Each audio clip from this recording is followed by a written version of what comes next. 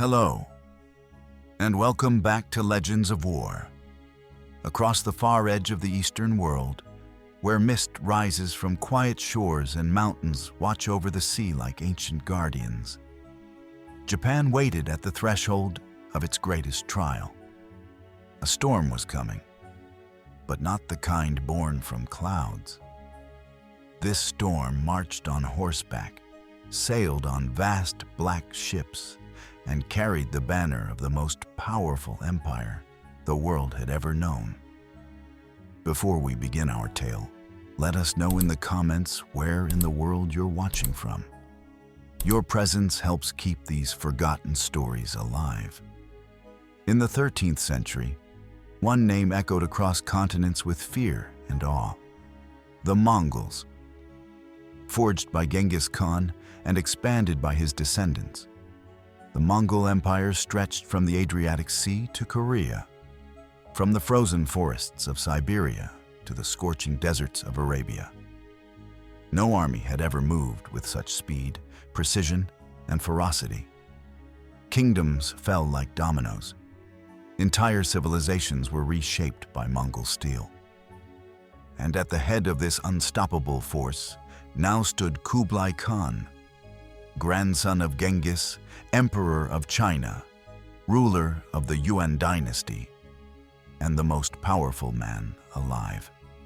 Kublai Khan had conquered everyone around him except Japan. Japan was small, isolated, and fractured between its imperial court and the rising class of samurai warlords.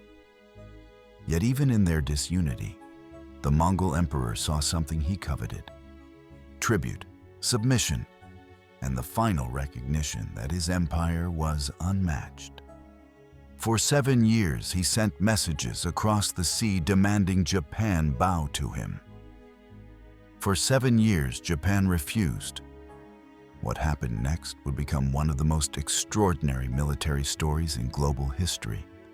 A tale of courage, desperation, divine timing, and the terrifying power of nature.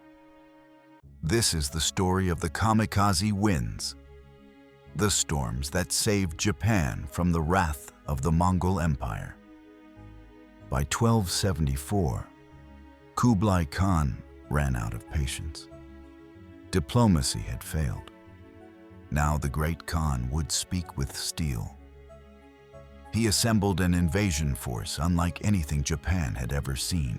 An army of Mongols, Chinese conscripts, and Korean sailors, nearly 900 ships, and perhaps 30,000 men.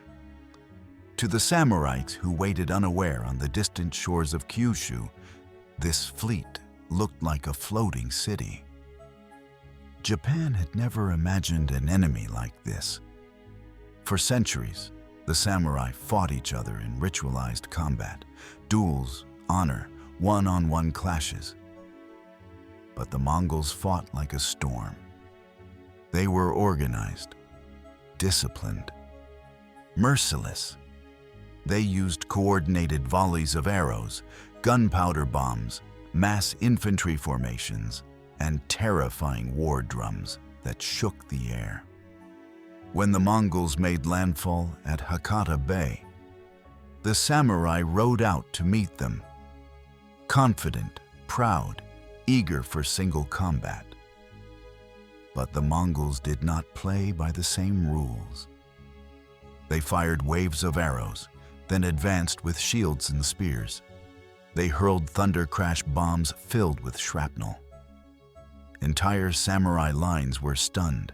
Some had never heard such explosions before. Yet Japan refused to retreat. Clan after clan rode forward, fighting to the death, desperately trying to slow the Mongol advance. For a moment, it seemed the island nation would be crushed beneath the weight of the empire.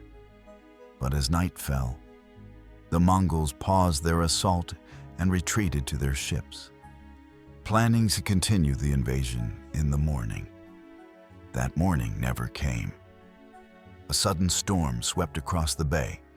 Fierce winds, heavy rain, violent waves. Mongol ships slammed into each other and shattered against the rocks.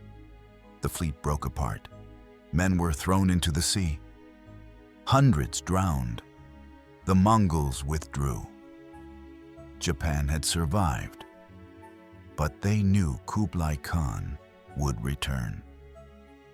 Before we go deeper, if you're enjoying this story so far, consider subscribing to Legends of War. These narratives take time to craft, and your support keeps this history alive. Japan entered a period of frantic preparation. The samurai built high stone walls along Hakata Bay, repaired armor, forged new blades, and drilled relentlessly. Every clan knew the Mongols would come back in greater numbers. Meanwhile, in China, Kublai Khan seethed. He was not a man accustomed to failure. His empire ruled millions. Japan was a tiny island nation. He refused to tolerate such defiance. So he began gathering a second invasion force. Larger, stronger, more relentless than any fleet the East had ever seen. It came in the summer of 1281. Two armadas, one from Korea, one from China, totaling more than 4,000 ships and possibly over 140,000 men. It was one of the largest naval forces in human history. The Japanese had never seen anything like it. Hakata Bay turned black with ships. The horizon disappeared beneath the masts of the Mongol navy. But this time, Japan was ready. The stone walls held. Samurai archers rained arrows onto the decks. Sword-wielding warriors leapt from small boats to attack Mongol ships in daring night raids. Every clan fought with a single purpose: to keep the invaders from landing. For weeks, the Mongols tried and failed to break through. Disease began to spread. Supplies dwindled. Morale sank. And then, the sky began to change. It began as a shift in the air, humid, heavy, almost electric. The clouds turned dark, thick and swirling. The winds rose, waves began to churn. Japanese commanders recognized the signs. A typhoon was forming. At first, the Mongols did not realize the danger. They anchored their ships as best they could. But no preparation could withstand the fury of what came next. The sea exploded. Winds howled like 1,000 screaming voices. Waves towered over the ships, smashing hulls apart like toys. The Mongol fleet was trapped, pressed against the shore, unable to escape. Ship after ship capsized. Masts snapped like twigs. Men were thrown into the sea, swallowed by the roaring storm. Entire divisions vanished beneath the waves. The typhoon raged through the night, tearing the invaders to pieces.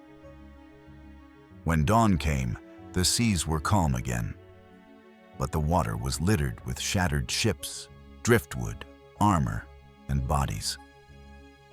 Only a tiny fraction of the Mongol force survived.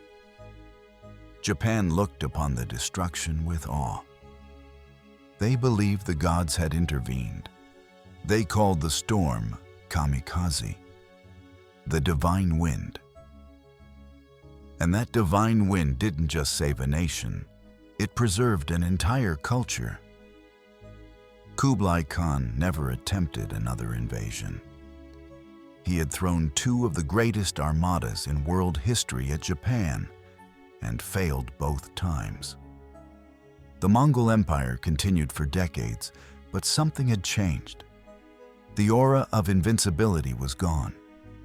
The storm that destroyed the fleet became one of the most iconic turning points in Japanese history. For the samurai, the victory reinforced their belief in loyalty, honor, and duty. For the shogunate, it solidified political power. For ordinary villagers, it was proof that even the most terrifying empire could be humbled. And for historians, it remains a reminder that sometimes the greatest battles are decided not by generals or armies, but by the unpredictable and unstoppable forces of nature. Before we close, let me know in the comments, do you think Japan could have survived without the storms? Or was the Kamikaze truly divine intervention? Your insights help keep this community growing. Thank you for watching Legends of War. We are honored to bring these stories of courage, fate, and forgotten history to the world. If you wish to continue exploring legendary moments like this, of empires rising and falling, warriors standing against impossible odds, and history turning on a single moment, feel free to explore our playlists. Until next time, stay curious, stay resilient, and let the past inspire your future.